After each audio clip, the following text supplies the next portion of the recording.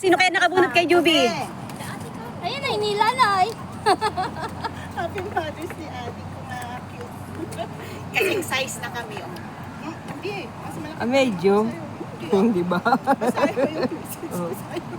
Bakit ba sa akin? O, akin na. Sige, ako magbasa. Oh. Asan dyan dito? Diyan. Ito yung message ni Ate Grace sa akin.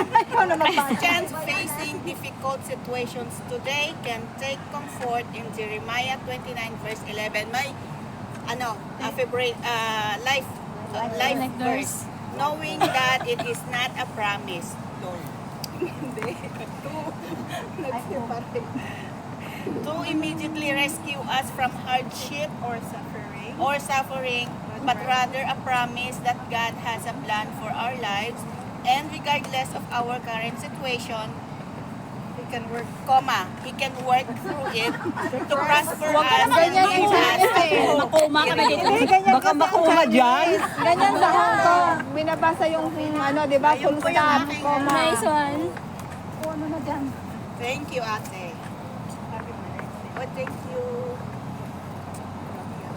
Ito picture. Okay. Ate Minda ang picture. Ate Minda ang picture. Ako naman ang wala. Ate Minda. Ako na ba? Oh, hindi yan.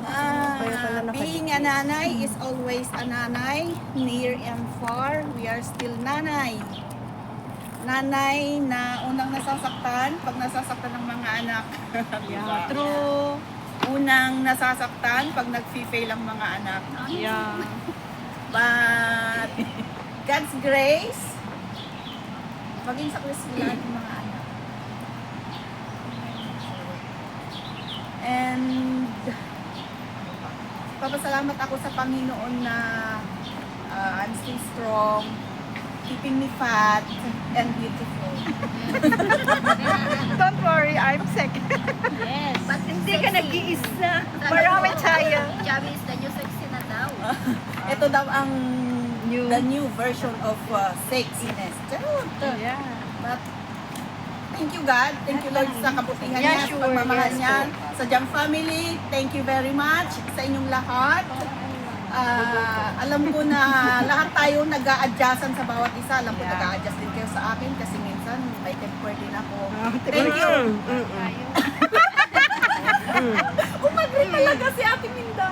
Kasi Thank you Jam.